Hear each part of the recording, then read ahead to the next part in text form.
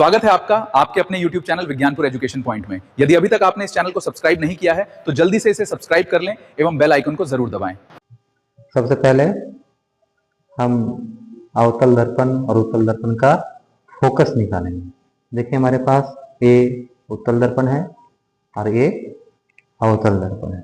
ठीक है, तो सबसे पहले हम इसका फोकस निकालते हैं। इसका फोकस कहाँ होता है, इसके लिए अवतल दर्पण को यहाँ पर इसको रखते हैं और फिर से इसमें हम देखते हैं कि प्रकाश के परावर्तन के बाद कहाँ जाता है।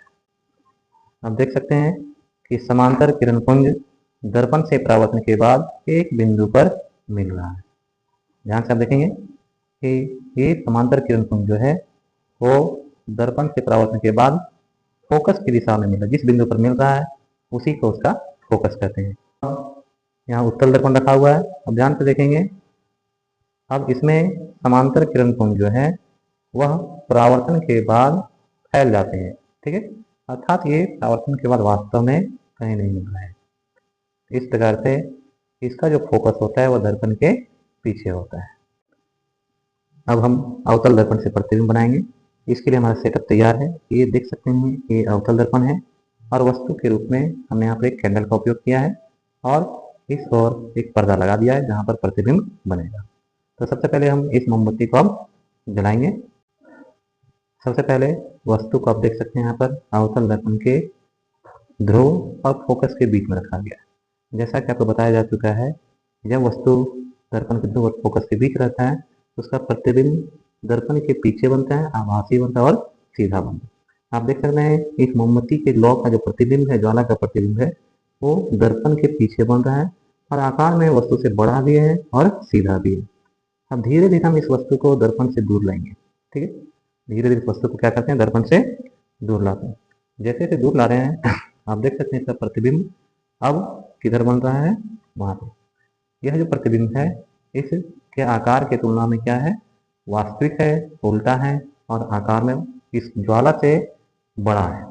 ठीक है, अर्थात जब वस्तु फोकस में है इसका प्रतिबिंब अनंत पर बन रहा है, बहुत दूरी पर बन रहा है। अब जैसे जैसे इस दूरी को और हम बढ़ाते हैं आप देख सकते हैं उसका प्रतिबिंब धुंधला पड़ रहा है, अर्थात प्रतिबिंब अब अनंत से दर्पण की ओर बढ़ते जा रहा है। अब यहाँ पर हम जब कोई पर्दा रखते हैं तो आप देख सकते हैं इसका जो प्रतिबिंब है वो इस जगह पर बन रहा है, आकार में अभी भी प्रतिबिंब वस्तु से बड़ा है। ठीक है, अब क्या करते हैं, इस प्रतिबिंब वस्तु को दर्पण से थोड़ा सा और दूर करते हैं।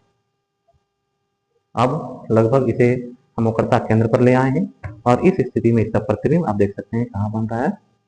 ठीक है, इसी बिंदु पर वक्रता केंद्र के बगल में ही वक्रता केंद्र पर बन रहा है। अब जब इस प्रतिबिंब वस्तु को दर्पण के वक्रता केंद्र से परे, सी से परे ले जाते हैं, अब आप देख सकते हैं इसका प्रतिबिंब न तो इधर अनंत में बन रहा है और न ही इसके आसपास वक्रता केंद्र के पास बन रहा है। जब यहाँ नहीं बात, इसका प्रतिबिंब कहाँ बन रहा है, आप ध्यान से देखेंगे इसका प्रतिबिंब अब सी और एफ के बीच में बन रहा है, जो वास्तविक है और उल्टा है और आकार में वस्तु से छोटा है। ठीक है, अब इस वस्तु को अनंत में ले जाते हैं बहुत दूर पर। आप देखें इसका प्रतिबिंब कहाँ बन रहा है, आप देख सकते हैं दर्पण और वस्तु के बीच का दूरी कितना है, अर्थात वस्तु फोकस से बहुत दूर, वक्रता केंद्र से बहुत दूर रखा हुआ है और ऐसी स्थिति में इसका प्रतिबिंब कितना बड़ा है देख सकते हैं, लगभग उससे बहुत ही छोटा बिंदु आकार का। तो इस प्रकार से जब वस्तु अनंत पर रहता है, वक्रता केंद्र से बहुत दूर पर रहता है, तो इसका प्रतिबिंब दर्पण के फोकस पर बनता है, वास्तविक बनता है, उल्टा होता है और आकार में बहुत ही छोटा होता है। ठीक है, तो इस प्रकार से हमने देखा कि किस प्रकार से अवतल दर्पण अपने निकट अलग अलग दूरी पर रखे वस्तु का प्रतिबिंब बनाता है। एक बार फिर आप देख सकते हैं जब वस्तु कहाँ है, दर्पण के निकट है, तो उसका प्रतिबिंब अनंत पर बन रहा है, वास्तविक, उल्टा और आकार में बड़ा। ठीक है, धन्यवाद।